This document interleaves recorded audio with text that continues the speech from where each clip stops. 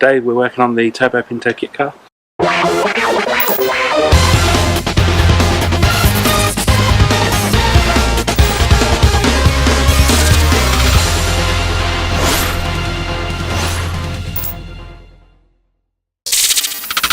Let's take a closer look.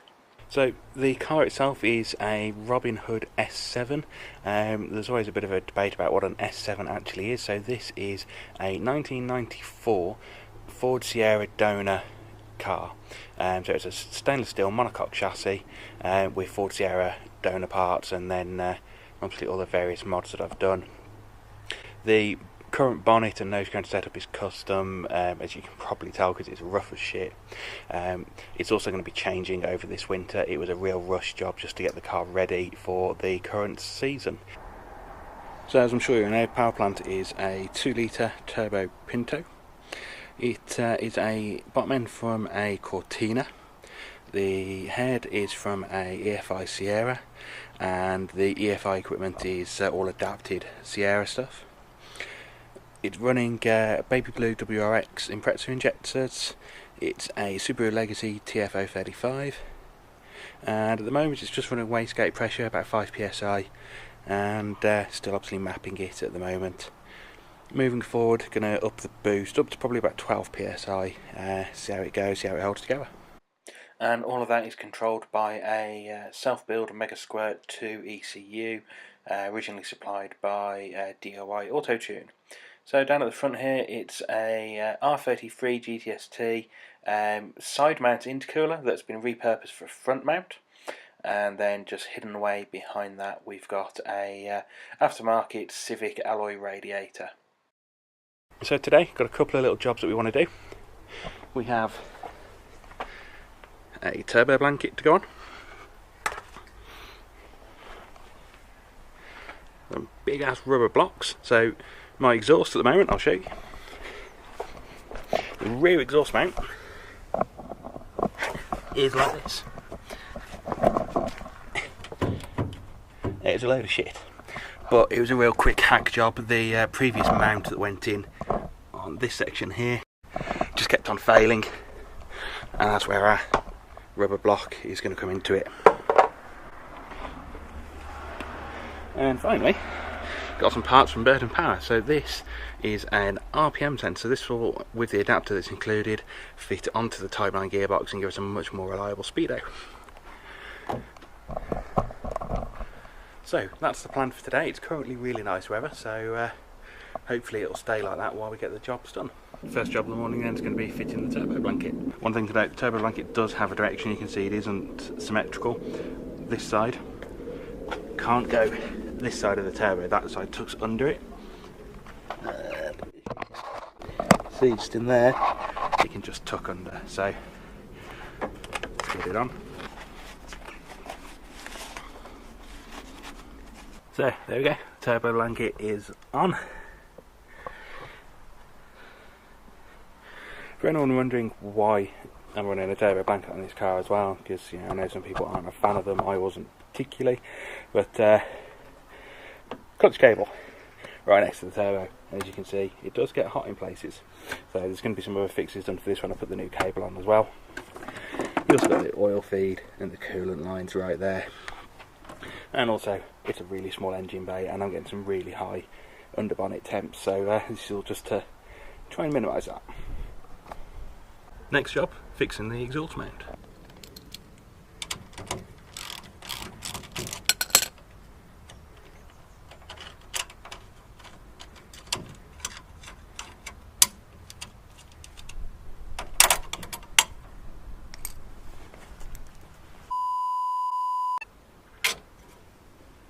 That was only far more difficult than it should have been.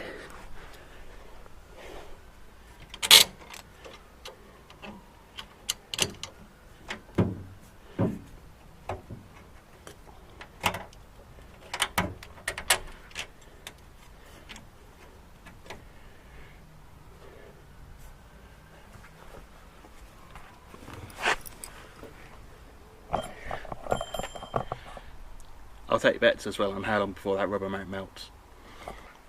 So the final thing I want to get done today is sort out my speedo. So previously the speedo used that sensor, and you can see it's broken.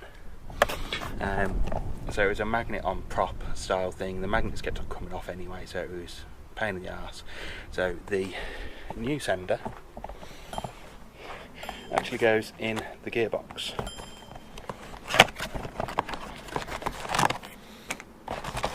Now, been a Ford Type 9 rear wheel drive gearbox. They never came with an electric sender from the factory, so you have to adapt this type of thing to fit. So this little silver disc in the end is a threaded insert which goes into the gearbox where the normal cable drive used to go, and then this unit, which is a standard Ford unit, actually then screws into it and will give a nice electric signal that the dash will read. So I've just got to get into that bit of the transmission tunnel to fit that now.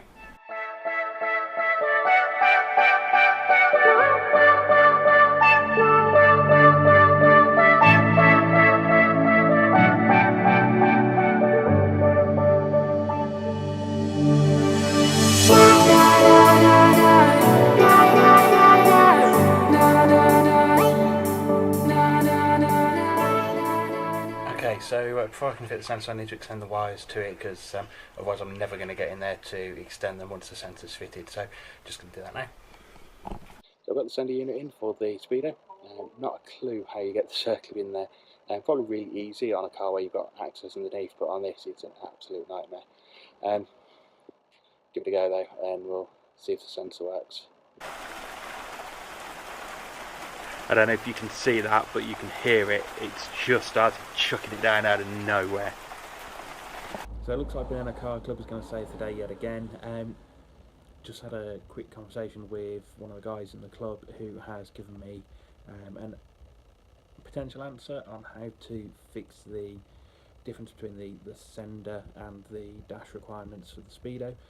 So he's just sending out me over a circuit diagram for something hopefully I can build with bits I've already got here, so we'll give that a go. 6.5 hours later.